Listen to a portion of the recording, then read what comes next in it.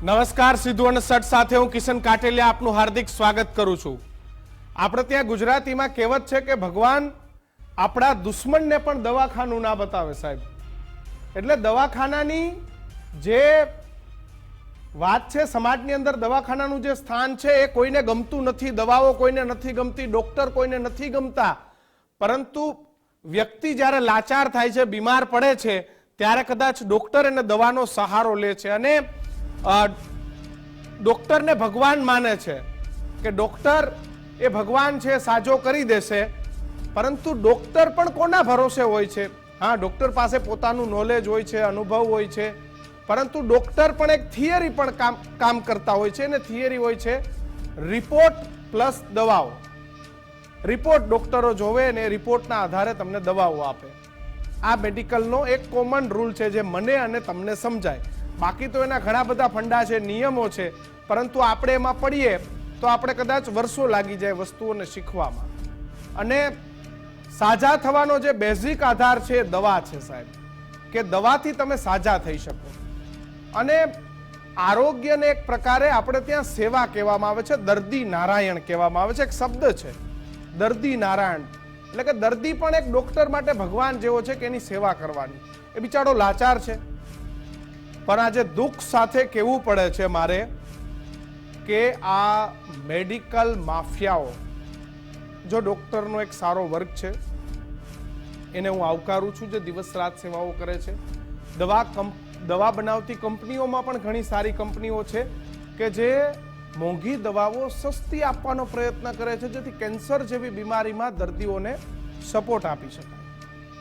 પરંતુ મેડિકલ ઇન્ડસ્ટ્રીની અંદર જે આ ફાર્માસ્યુટિકલ દવાઓ છે, કંપનીઓ છે, આ કંપનીઓમાં કમાવા નીકળેલા લોકો એ લોકોને બેવકૂફ બનાવે છે, લોકોને ઉલ્લુ બનાવે છે, મરેલાને મારવાનો પ્રયત્ન કરે છે। એક તો બિચારો દર્દી હોય, ગરીબ ઘરના દર્દી હોય, મધ્યમ વર્ગના દર્દીઓ હોય, અને એવા પ્રકારના દર્દીઓ ડોક્ટર પાસે જાય, ડોક્ટર એમને દવાઓ લખી આપે, અથવા તો આમાં અમુક એવી પણ દવાઓ હોય છે કે જે તમને વગર પ્રિસ્ક્રિપ્શને મળી જાય। એટલે કે ઘણી બધી એવી દવાઓ હોય છે કે તમારે એમાં પ્રિસ્ક્રિપ્શનની જરૂર નથી પડતી, પરંતુ કમાવા નીકળેલા લોકો એ દવાઓ પણ ખોટી વેચે છે, જેનું જે સબ સ્ટાન્ડર્ડ જળવાવું જોઈએ એ સબ સ્ટાન્ડર્ડ નથી જળવાતું। હવે એમાં દવા બનાવતી કંપની જવાબદાર, સિસ્ટમ જવાબદાર, કે પછી કોણ જવાબદાર?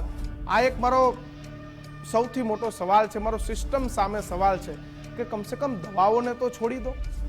સિદ્ધુ અને સટ પ્રસ્તુત છે નકલી દવાનો કાળો કારોબાર।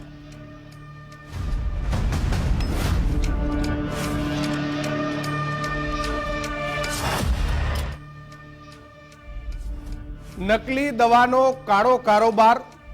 નકલી દવાથી થઈ જાજો સાવધાન, કારણ કે આ ભારતમાં દવા પણ નકલી છે। તમારા સ્વાસ્થ્ય સાથે આ સૌથી મોટો ખેલ છે। દેશમાં નકલી દવાઓને ચોંકાવનારા કારોબારનો સૌથી મોટો રિપોર્ટ સામે આવ્યો છે કે દવાના ભરોસે જીવનારાઓ થઈ જાજો સાવધાન। દવા ખરીદો છો તો એ પહેલા તમે આ રિપોર્ટ જોઈ લેજો, કારણ કે દેશમાં જરૂરી 78 દવાઓના જે સેમ્પલ છે એ ફેલ થઈ ગયા છે। ગુજરાત સહિતના રાજ્યોમાં આ દવાઓ બની હતી। આ 78 પ્રકારની દવાઓને સેન્ટ્રલ ડ્રગ સ્ટાન્ડર્ડ કંટ્રોલ ઓર્ગેનાઇઝેશનના રિપોર્ટમાં આ દવાઓની જે ગુણવત્તા છે બરોબર નથી। ડિસેમ્બરમાં 1008 દવાના સેમ્પલ લીધા હતા। લેબ ચકાસણીમાં 78 દવાઓ એ સબ સ્ટાન્ડર્ડ નીકળી। દર્દીને દવા મેળવવા જતા દર્દમાં તમે ફસાઈ શકો છો। જો તમે દવા મેળવો છો તો તમને એનાથી સારું નહીં, પરંતુ નુકસાન થશે। સૌથી વધુ હિમાચલમાં 40 જે કંપનીઓ છે તેમની દવાઓના સેમ્પલ ફેલ થયા છે। આ તમામ દવા બીપી, ડાયાબિટીસ અને તાવની છે, જેના સેમ્પલ એ ફેલ થયા છે। અસ્થમા, એલર્જી અને ઉધરસની દવાઓ પણ આમાં સામેલ છે। ડ્રગ એલર્ટમાં સામેલ 25 દવા એ કંપનીની તપાસ હેઠળ છે। ઘણી કંપનીની દવાના સેમ્પલ્સ એ વારંવાર ફેલ થાય છે। આ પરિસ્થિતિ છે।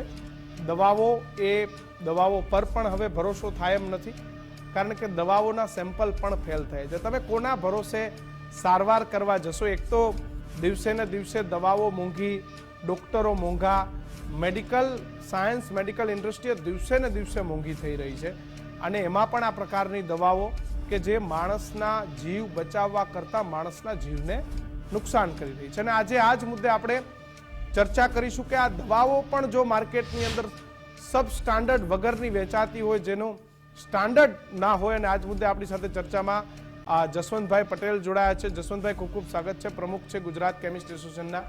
આપણી સાથે ડૉક્ટર જય બારડ છે.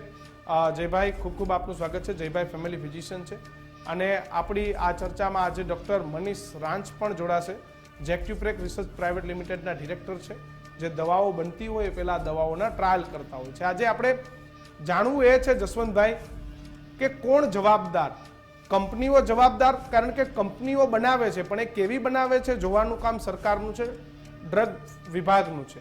કોણ જવાબદાર કે આ પ્રકારની સ્ટાન્ડર્ડ જે દવાઓ છે એમાં પણ આ પ્રકારના એમના જે સ્ટાન્ડર્ડ છે એની અંદર આ પ્રકારની તકલીફો જોવા મળે? કિશનભાઈ, તમારી વાત 100% સાચી છે કે દવા કોઈ શોખથી ખાતું નથી. અને એની અંદર જ્યારે મેન્યુફેક્ચર WHO GMPના જે નોર્મ્સ છે એ મુજબ એની દવાઓ બનતી હોય છે. ગુજરાતની જે ઇન્ડિયન ડ્રગ મેન્યુફેક્ચરિંગ એસોસિએશન છે એ લોકો ગુજરાતની દવાઓ, તમને ખ્યાલ હશે કદાચ, મોટાભાગની કન્ટ્રીઓમાં એક્સપોર્ટ થતી હોય છે. બિલકુલ. જે હિમાચલ જે વખતે આ બધી સ્ટેટોને એક ચાન્સ આપેલો હતો અને ત્યાં આગળ ઘણી બધી કંપનીઓ એક્સાઇઝ ફ્રી ઝોન મળતો હતો અને ઘણી બધી કંપનીઓએ ત્યાં મેન્યુફેક્ચરિંગ ચાલુ કર્યું હતું. પણ ત્યાંનું ડિપાર્ટમેન્ટે જ આ વસ્તુ ધ્યાન રાખવી જોઈએ. ગુજરાતનું ડિપાર્ટમેન્ટ માટે હું એટલો અભિનંદન આપીશ કે એક સમય એવો હતો, આજે ધારો કે 1008 સેમ્પલ લેવાય છે. 4 કંપનીઓ તો છે જો મહેસાણા. હા, 4 કંપની, પણ એ જે અત્યારે જે એક્સપોર્ટ કરે છે એમાંની તો નહીં જ હોય સાહેબ. એટલે જે PCD બેઝ હશે કે જે ડોક્ટરો પોતે પોતાના ડોક્ટરો, એવા કેટલાક ડોક્ટરો છે કે જે શિડ્યુલ K ના ઓઠા નીચે પોતાના ત્યાં જ સ્ટોક રાખે છે સાહેબ. એક સમય હતો કે જ્યારે દવાની દુકાનો ઓછી હતી ત્યારે શિડ્યુલ K મુજબ ડોક્ટરો દવાઓ પોતે પોતાના ત્યાંથી ડિસ્પેન્સ કરી શકતા હતા.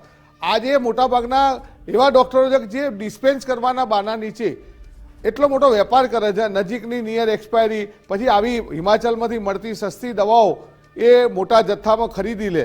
અને એનો જ્યારે, કારણ કે ખરેખર જો તપાસ કરવામાં આવે તો શિડ્યુલ K ના બેઝ ઉપર હવે નવો DPCO બને છે, એમાં અમે ઓલરેડી કીધેલું છે કે જે જરૂરિયાત જસવંતભાઈ, ક્યાંક આ સસ્તી દવાઓમાં કમિશનની પણ વધારે લાઈ હોય છે. બ્રાન્ડેડ દવામાં મેડિકલ વાળાને એટલા પૈસા ના મળે, ડોક્ટરને એટલા પૈસા ના મળે, પણ એક લાલચ ત્યાં પણ જાગે છે.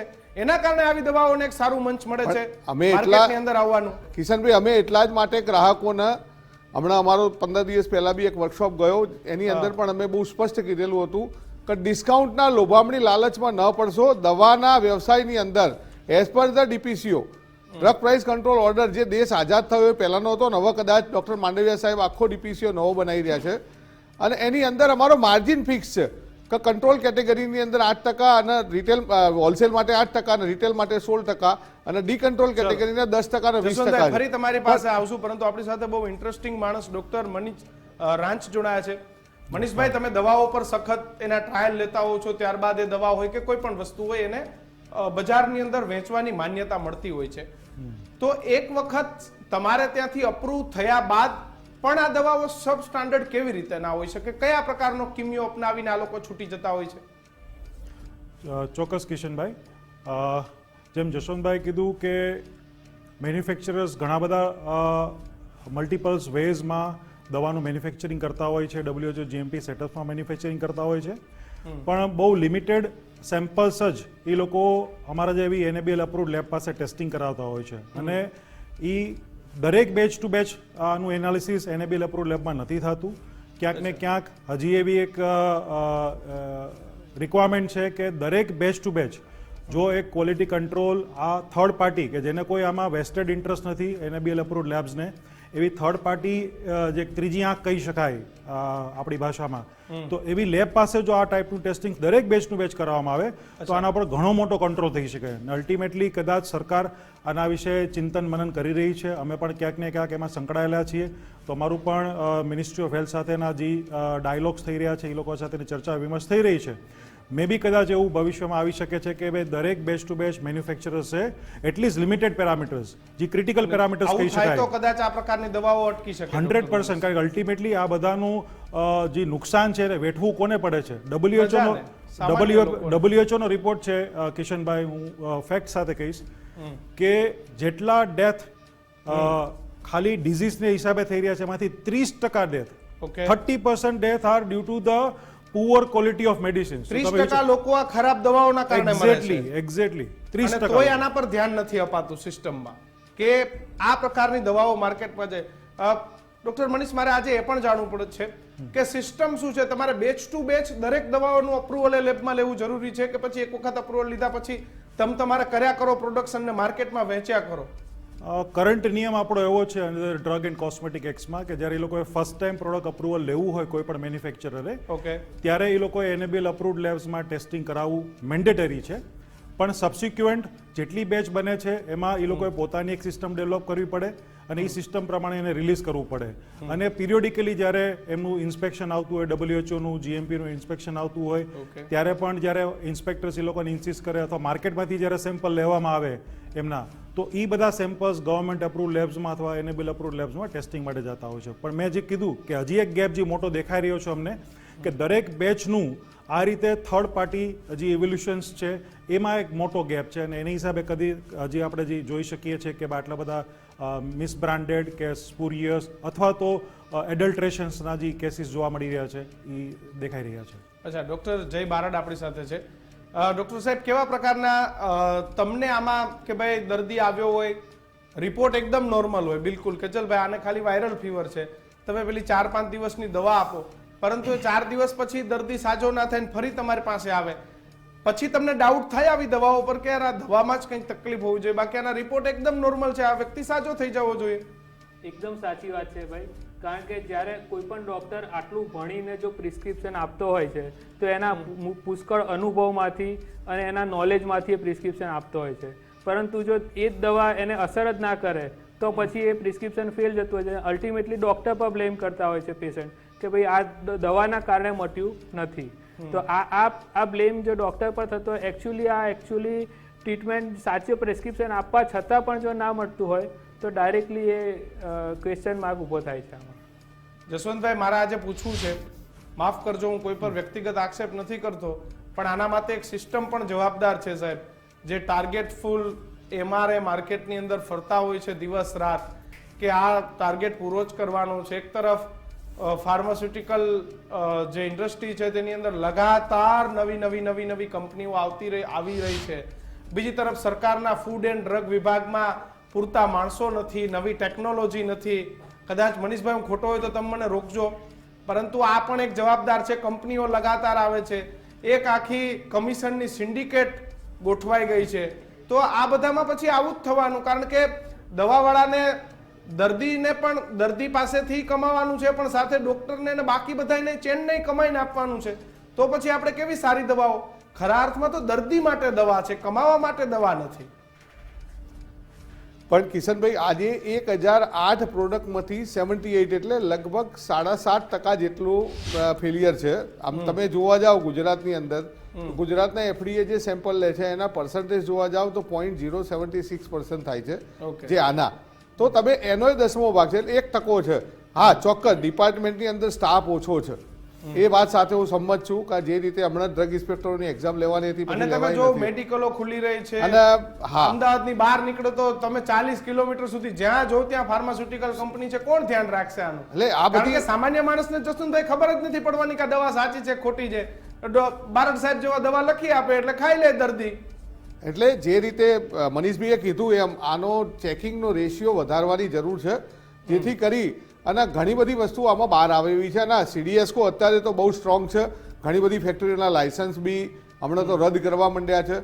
તો આની અંદર બ્લેક લિસ્ટેડ, જેમ ગવર્મેન્ટ સપ્લાયની અંદર ક્યાંય સેમ્પલ ફેલ થતું હોય છે અને એને બ્લેક લિસ્ટેડ કરવામાં આવે છે, એમ આમાં પણ હવે એને નવીસરથી દવા બનાવવાના લાયસન્સના પરવાના રદ કરી દેવા જોઈએ. જેમ અમારા ત્યાં દવાની દુકાનની અંદર કોઈ ભૂલ કરે તો 1-2 મહિનો સસ્પેન્ડ પછી લાયસન્સ રદ કરવામાં આવે છે, એમ દવાની ફેક્ટરી, કારણ કે દવા કોઈ શોખથી નથી ખાતું અને એની સાથે જો ચેડા થતા હોય તો કેન્દ્ર સરકારે આની ઉપર કડકમાં કડક કાયદો બનાવવો જોઈએ. ભૂતકાળની અંદર ડૉક્ટર મસલકર કમિટીએ જે કંઈ રિપોર્ટ બનાવ્યો હતો એની અંદર ફાંસીની સજાની જોગવાઈ હતી. આની અંદર પણ આવા કેટલાક લોકો, કારણ કે મેન્યુફેક્ચર જ્યાં સુધી નથી પકડાતો ત્યાં સુધી આના કેસ, કારણ કે અત્યાર સુધીમાં ઘણા સ્પુરિયસના કેસ થયા, પણ કોઈને સજા થઈ હોય એવું મારા ધ્યાનમાં હજુ સુધી નથી આવ્યું. એ બહુ દુઃખ સજા છે. નથી થતી, એ જ તકલીફ એટલે આ છે. દેશની અંદર કાયદા કડક બનાવવાની જરૂર છે. ડોક્ટર મનીષ તમારી પાસે આવીશ કે બધી વાતો થાય છે, છેલ્લે કંઈ થતું નથી. આ પ્રકાર જ્યારે ક્યારેક કોઈને એમ થાય કે લાવો થોડા સેમ્પલ કલેક્ટ કરીએ અને પછી રિપોર્ટ આવે ત્યાં સુધીમાં તો બેચની દવાઓ વેચાઈ ગઈ પણ હોય છે. આ કદાચ ડિસેમ્બર સમયનું કલેક્શન હતું અને એ સમયની તો ઘણી બધી દવા વેચાઈ ગઈ હશે, અત્યારે માર્કેટમાંથી પાછી ખેંચાઈ ગઈ હશે, પરંતુ પ્રજાનું જે નુકસાન થવાનું હતું એ થઈ ગયું. મારે જાણવું એ છે મનીષભાઈ કે કેમ આવું કરે છે જે ફાર્માસ્યુટિકલ કંપનીઓ છે, એનું એક જે આખું રાસાયણિક બંધારણ હોય છે દવાનું, ભાઈ દવાને તમારે આટલી દ્રવ્યો સાથે દવા બનાવવાની છે, તો આ લોકો કઈ વસ્તુઓમાં એવી કંજુસાઈ કરી જાય છે નફા માટે થઈ અને જેથી કરીને દવામાં જે પ્રકારની ગુણવત્તા આવવી એ ગુણવત્તા નથી આવતી. ચોક્કસ કિશનભાઈ, આમાં બે વસ્તુ છે. દરેક મેન્યુફેક્ચરર્સે બે વસ્તુ ઉપર ખાસ ધ્યાન રાખવું પડતું હોય છે. First quality, second quantity. પણ અત્યારે જે આપણી પાસે જે ફેક્ટ અને ડેટા કહી રહ્યા છે 1008 સેમ્પલ્સમાંથી 78 સેમ્પલ્સ જે નોટ ઓફ સ્ટાન્ડર્ડ ક્વોલિટીઝ છે, એમાં જો મેજોરિટી જોવામાં આવે તો એવું દેખાઈ રહ્યું છે કે ક્યાંક ક્વોલિટી ઉપર ભાર ઓછો મૂકાણો છે અને ક્વોન્ટિટી ઉપર વધારે ભાર મૂકાણો છે. અને એમાં પણ મેજોરિટી જો મેન્યુફેક્ચરર્સ જોવા જઈએ તો જેમ આપણે જાણીએ છીએ કે હિમાચલ પ્રદેશ બધી જેમ જશવંતભાઈ વાત કરતા હતા કે ત્યાં ગવર્મેન્ટે ઘણા બધા ઇન્સેન્ટિવ્સ આપીને ત્યાં ઇન્ડસ્ટ્રીઝને સ્થાપવાની પરમિશન આપી અને ત્યાંથી મેક્સિમમ્સ WHO GMP અપ્રુવડ પ્લાન્ટ છે. પણ એટલે WHO GMP અપ્રુવ પ્લાન્ટ્સ એટલે કે એ લોકો જે 90% WHO ની સપ્લાય છે એ આ રિજિયનમાંથી થઈ રહી છે. એટલે દેટ મીન્સ 90% આપણા કરતાં પણ જે પુઅર કન્ટ્રીઝ છે એ લોકોનો સપ્લાય થઈ રહ્યો છે આ પર્ટિક્યુલર રિજિયનમાંથી. એટલે તમે વિચાર કરો કે જે હમણાં બધાને ધ્યાન છે કે 1 વર્ષ પહેલાં જે આફ્રિકાના અમુક કન્ટ્રીઝમાં જે નાના બાળકો ઉપર જે સિરપ્સના જે સાઇડ ઇફેક્ટ આવેલી, લગભગ 80 થી 100 બાળકોના મૃત્યુ થયા. તો એવા ઘણા બધા ઇન્સિડન્ટ્સ એના પછી મિડલ ઇસ્ટમાંથી પણ આવ્યા કે ત્યાંની સિરપ્સની પ્રોડક્ટ્સમાં પણ આ જ ઇસ્યુ છે. એટલે ક્યાંક ને ક્યાંક આપણે ક્વોન્ટિટી ઉપર વધારે ફોકસ આપ્યું અને ક્વોલિટીને આપણે ડાયલ્યુટ કરી નાખી છે. તો આના માટે ઓફકોર્સ મેન્યુફેક્ચરે તો સ્વજાગૃતિ લેવી પડશે, પણ એમને જાગૃત રાખવા માટે આપણા જે રેગ્યુલેટરી બોડી છે, CDSCO છે, આપણી જે હેલ્થ મિનિસ્ટ્રી છે, એણે ડેફિનેટલી વધારે ચેકપોઇન્ટ્સ મૂકવા પડશે કે કોઈ પણ દવા જો ઇન્ડિયામાંથી બહાર જતી હોય, કારણ કે હવે ઇન્ડિયાનું નામ વર્લ્ડ લેવલે એક પહોંચી રહ્યું છે, ઘણા બધા પ્રયત્નો થઈ રહ્યા છે ગવર્મેન્ટ લેવલથી, તો ક્યાંક ને ક્યાંક આવા ઇન્સિડન્સીસને હિસાબે અમુક લોકોને હિસાબે એક ઇન્ડિયાની જે ઇમેજ સારી ક્રિએટ થઈ રહી છે વર્લ્ડ લેવલે, એને આમાં પાછી પાની મળી રહી છે. તો જેમ જશવંતભાઈ કીધું કે નિયમ ઘણા બધા છે, ઘણા બધા એને ઇમ્પ્લિમેન્ટેશન્સ ઉપર જો સરકાર બને તો જલ્દી લઈ આવે, કારણ કે એમને ખાલી મેન્યુફેક્ચરિંગ સ્ટોપ કરવાથી નહીં ચાલે, એને કોઈ એવી સ્ટ્રોંગ પનિશમેન્ટ મળવી જોઈએ કે બીજા લોકો આને કરતા જ અટકે કે ભાઈ મારે આવી દવા ક્વોન્ટિટી વાળી નથી બનાવી પણ ક્વોલિટી કોન્શિયસ વાળી બનાવી છે. જસવંતભાઈ, એક પ્રશ્ન એવો પણ આવતો હોય છે, તમે ડિસ્કાઉન્ટ વાળી વાત કરી, ચલો દર્દી પણ બિચારા ક્યાંક એવી અપેક્ષા રાખે કે સાહેબ થોડીક સસ્તી દવા લખી દેજો. ડોક્ટરને તો ખબર હશે બારડ સાહેબને કે દર્દી ઘણીવાર રિક્વેસ્ટ કરતા હોય સાહેબ થોડીક સસ્તી દવા લખી આપજો. ઘણી વખત મેડિકલમાં એ દર્દી જાય અને સીધી દવા માગી લેતા હોય છે, ત્યારે પણ મેડિકલ વાળા જેમાં પોતાને થોડું વધારે કમિશન હોય એ પ્રકારની દવા આપતા હોય છે. તો આ બધી વસ્તુઓને બ્રેક મારવા શું કરવું? ઘણી બધી મેડિકલમાં જસવંતભાઈ જે કેમિસ્ટ હોય એ હોતા જ નથી, કેમિસ્ટના લાયસન્સ પર મેડિકલો ચાલતી હોય છે. તમારી કિશનભાઈ વાત સાથે હું 100% સંમત છું. 89 પહેલા ફાર્મસીસ્ટ કોલેજો ગુજરાતની અંદર ઓછી હતી. 89 પછી ઘણી બધી ફાર્મસીસ્ટ કોલેજો આપણી ગુજરાત રાજ્યની અંદર લગભગ 89 થી વધુ કોલેજો થઈ ગઈ છે. એટલે ફાર્મસિસ્ટનો જે પહેલો રોલ હતો આજે કદાચ 2-4% બનતું હશે, એવું નહીં બનતું હોય, પણ ક્યાંક અમે લાયસન્સની અંદર ઓલરેડી જવાબદારી જ છે કે ભાઈ લાયસન્સ આપતા પહેલા, અને મેં તો ઓલરેડી સરકારને કીધેલું છે વગર પ્રિસ્ક્રિપ્શનની દવાઓ છે, આમાં મોટા ભાગની દવાઓ વગર પ્રિસ્ક્રિપ્શનની છે. શરદી, ઉધરસ, તાવ, હા, એ ઓવર ધ કાઉન્ટર. એ દવાઓમાં પ્રિસ્ક્રિપ્શનની જરૂર નથી પડતી. તમે મેડિકલ વાળાને જે જાવ એટલે એ તમને સ્ટાન્ડર્ડ કરતા કોઈ પણ મતલબ સારી કંપનીની દવા કરતા એવી કંપનીની દવા આપે જેમાં એનો થોડો નફો હોય.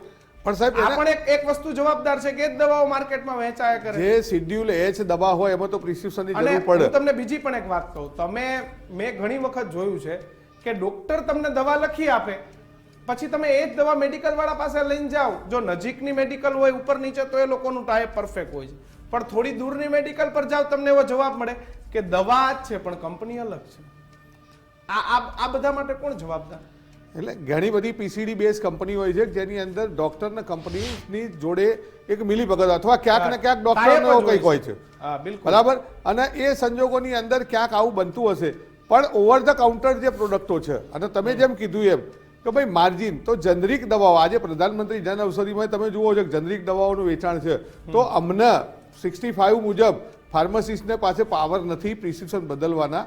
બાકી ફાર્માસિસ્ટને જો પાવર આપવામાં આવે તો આનાથી બી ઘણી સસ્તી દવાઓ, કારણ કે આજે ઇન્ડિયાની અંદર જુઓ તો એવી જ કેટલીક દવાઓ છે કે ધારો કે એમોક્સિસિલિન ક્લેવમ જુઓ તો જે દવા ગુજરાતની સારીમાં સારી કંપની કે જે 3 રૂપિયામાં એક ગોળી આપતી હોય છે, એ જ દવા 10 રૂપિયાની એક ગોળી મલ્ટીનેશનલ કંપની આપતી હોય છે. તો આ રેટ ડિફરન્સના કાયદાની અંદર પણ ક્યાંક ને ક્યાંક સરકારે એનો કંટ્રોલ કરવો જોઈએ. આમ નેશનલ ફાર્માસ્યુટિકલ પ્રાઇસિંગ ઓથોરિટી ભાવનો કંટ્રોલ કરે છે.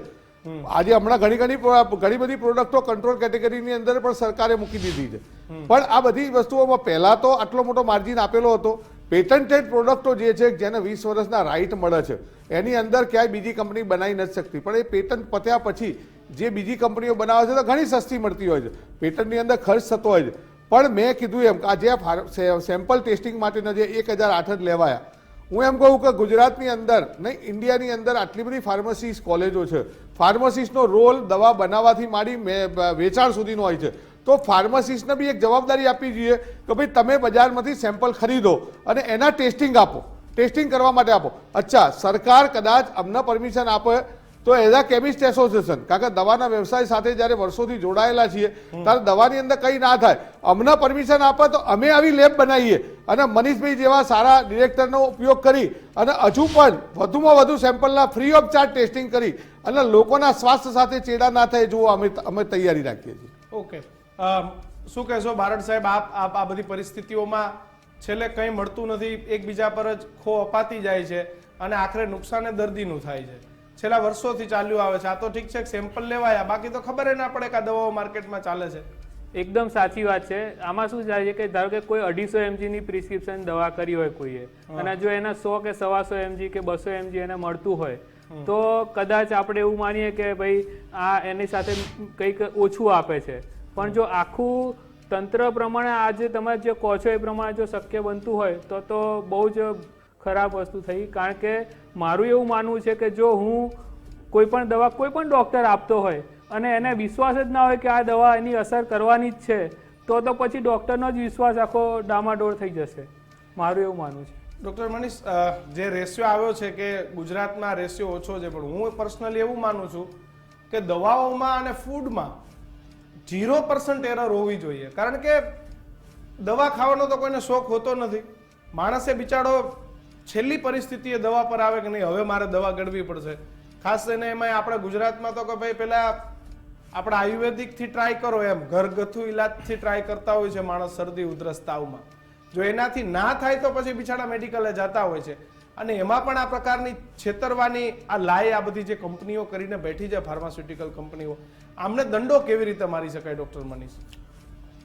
કિશનભાઈ, હું તમને એક રિયલ લાઈફ સિચ્યુએશન્સ કહેવા માંગીશ કે ડેવલપ કન્ટ્રીઝ લાઈક યુએસએ, તો ત્યાં કેવી સિસ્ટમ છે અને આપણે કરી શકીએ એમ છે. કારણ કે આપણે કોવિડના દરમિયાન આપણે ટેકનોલોજીનો એટલો બધો સારો ઉપયોગ કર્યો છે કે વર્લ્ડ હેઝ રેકગ્નાઇઝ કે ભાઈ India can also do this things. હવે આપણે ખાલી એનો એક એંગલ ચેન્જ કરવાનો છે.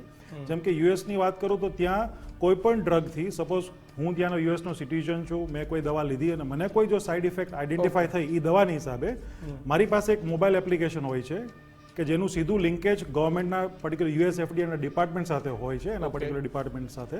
હું સીધું જ એમાં રિપોર્ટ કરું છું કે ભાઈ આ XYZ મેં દવા લીધી, આ બ્રાન્ડ મેં જરા એન્ટર કરું છું, તરત જ એનું નોટિફિકેશન યુએસ એફડીએના પર્ટિક્યુલર ડિપાર્ટમેન્ટને જાય. એ લોકો રિવર્સ બધું એનાલિસિસ કરે કે શું થયો હતો, પ્રોબ્લેમ શું થયા હતા, અને આખો ડેટાબેઝ આખા યુએસમાંથી એનું કમ્પાઇલેશન થાય અને તરત જ એક જ મહિનાની અંદર એ પર્ટિક્યુલર કંપની મેન્યુફેક્ચરર્સને યુએસ એફડીએનું સ્ટ્રોંગ નોટિફિકેશન જાય કે ભાઈ તમારા ડ્રગ્સ ખાવાથી 10 કેસ આવા અમને રિપોર્ટ થયા છે, you have to report within 1 week. એક વીકની અંદર તમે રિપોર્ટ કરો અથવા તો તમારો લેબલ ચેન્જ કરો અથવા તો વોર્નિંગ એડ કરો. એટલે તમે જોશો ઘણા બધા યુએસએફડી, ઇવન આપણી ઇન્ડિયાની પણ ઘણી બધી કંપનીઝ જે મલ્ટીનેશનલ્સ કહી શકાય, સન ફાર્મા છે, ઝાયડસ છે, એ ઘણા બધાને આ ટાઈપની નોટિસીસ ત્યાંથી મળે છે અને ઇમિડિયેટલી વાત કરો છો? વિધિન વિધિન 1 વીક ત્યાંથી નોટિસ મળે. યસ, ત્યાંથી, કારણ કે એ લોકો એક્સપોર્ટ કરે છે ત્યાં કન્ટ્રીમાં અને અને ત્યાં ત્યાંના તકલીફ કાયદા થાય એટલા એટલે સ્ટ્રોંગ છે complaint થાય. કે એક જ વીકમાં તમારે જવાબ આપવાનો કે હવે મારું આનું રૂટ કોઝ શું છે અને મારા કરેક્ટિવ એક્શન શું છે. ઘણીવાર એવું લાગે કંપનીને કે ના આના કોઈ પ્રોબ્લેમ્સ એટલા સિરિયસ છે કે હું એને કરેક્ટ નહીં કરી શકું. આખો બેચ એ લોકો વિડ્રો કરાવે ત્યાંથી યુએસમાંથી. જો એવું લાગે કે મારે ખાલી એક વોર્નિંગ એડ કરીને મારું કદાચ કામ ચાલી જશે તો એ લોકો તો વોર્નિંગ આવું અહીંયા કેમ નથી થતું? એક્ઝેક્ટલી. હવે હું તમને એના ઉપર લઈ આવું છું હા. કે આપણે જ્યારે કોવિડ વખતે જોયું, આપણે ઘણા બધા જે મોબાઈલ એપ્લિકેશન્સ હતી, ઈ સંજીવનીનું પ્લેટફોર્મ હતું કે જેમાં આપણે કોવિડના રિપોર્ટ્સ આપણા પોતાના અપલોડ કરતા હતા અને આપણને ગાઈડન્સ ઘરે બેઠા દરેકને મળતું હતું. તો આ ટાઈપનું જો પ્લેટફોર્મ ઈ સંજીવની છે કે અથવા કોવિડ વખતે આપણે જે એપ્લિકેશન યુઝ કરતા હતા, એ જ ટાઈપની એપ્લિકેશન્સ જો આપણે હેલ્થકેર માટે એવી કરીએ કે જેમાં દરેક પેશન્ટના હાથમાં હવે મોબાઈલ છે, એન્ડ્રોઈડ મોબાઈલ છે, સ્માર્ટફોન્સ છે, આવું કોઈ પણ એના ઇન્ડિકેશન્સ મળે કે ભાઈ આ દવા ખાવા પછી મને આ થયેલું છે. મનીષભાઈ, મારે આજે એ પૂછવું છે કે તમારે ત્યાં આવી કોઈ પણ નવી કંપનીની નવી દવા આવે તો તમે એને કેટલા સ્ટેપ બાદ મંજૂરી આપતા હોવ છો કે તમને ભરોસો આવે કે નહીં આ પ્રોપર છે અને માર્કેટમાં મૂકી શકાય છે? કેટલું એનું રિસર્ચ કર્યા બાદ તમે એને મંજૂરી આપતા હોવ છો? હું તમને કરેક્ટ એવી કરીશ કિશનભાઈ કે મંજૂરી આપવાનું કામ અમારું નથી હોતું. હા, પણ એનું અમારું checking. કામ ચેકિંગ કરવાનું અને ટેસ્ટિંગ કરવાનું છે. ને એમાં પણ ક્લાયન્ટની રિક્વાયરમેન્ટ મુજબ કે અમુક ટેસ્ટ એ લોકો પોતાને ઇનહાઉસ કરતા હોય છે, અમુક જે સ્પેશિયલાઇઝ ટેસ્ટ હોય એ અમારે જે એનેબલ એપ્રુવડ લેબને આઉટસોર્સ કરતા હોય છે. એનું અપ્રુવલનું કામ અગેન આપણી CDSCO સેન્ટ્રલ લેવલે અને સ્ટેટ લેવલે FDC એનું છે. એ બધા એના ધારા ધોરણ ને બધું બહુ સ્ટાન્ડર્ડ વાઇઝ નક્કી છે ને બધું ફિક્સ છે. પણ મેં કીધું એમ એ ઇનિશિયલી પહેલી વાર જ જ્યારે ડ્રગ એપ્રૂવ કરવાની છે ત્યારે આપણે પ્રોબ્લેમ ક્યાં છે કે સબસિક્વન્ટ જે બેચીસ બને છે અને જે સાઇડ ઇફેક્ટ કોઈને પણ થઈ છે તેનું કોઈ મોનિટરિંગ નથી. આ તો જે સેમ્પલ ખાલી માર્કેટમાંથી લીધા હશે FDCA કે CDSCO એના જ ખાલી આટલા આપણી પાસે ડેટા છે. પણ જેમ મેં કીધું કે યુએસનો સિટીઝન યુએસ કન્ટ્રી માટે જેમ એક સિટીઝન ઇમ્પોર્ટન્ટ છે તો આપણા એ 140 કરોડ ઇન્ડિયન્સ માટે એ શું જરૂરી નથી? આપણે જ્યારે હેલ્થકેર માટે આવડું મોટું બજેટ ફાળવી રહ્યા છીએ તો એના માટે એક સારામાં સારી હવે મોબાઈલ એપ્લિકેશન ડેવલપ કરીએ, બધાને એક એના માટેનું માહિતગાર કરીએ, લોકલ લેંગ્વેજમાં કરીએ, એક્રોસ ધ કન્ટ્રી કરીએ તો ડેફિનેટલી મને એવું લાગે છે કિશનભાઈ કે આના જે પ્રોબ્લેમ્સ અત્યારે જે થઈ રહ્યા છે એ ઘણા બધા આપણે કંટ્રોલ એટલીસ્ટ વિઝ્યુલાઇઝ કરશું તો કંટ્રોલ થશે. અત્યારે તો કેવું છે ડાયગ્નોસિસ જ નથી થતું તો ટ્રીટમેન્ટ થવાની જ નથી. આના જો કેસ છે. ચલો મનીષભાઈ, જસવંતભાઈ અને બારડ સાહેબ, આપ તમામ જોડાયા બદલ આપ ત્રણેય મિત્રોનો ખૂબ ખૂબ આભાર.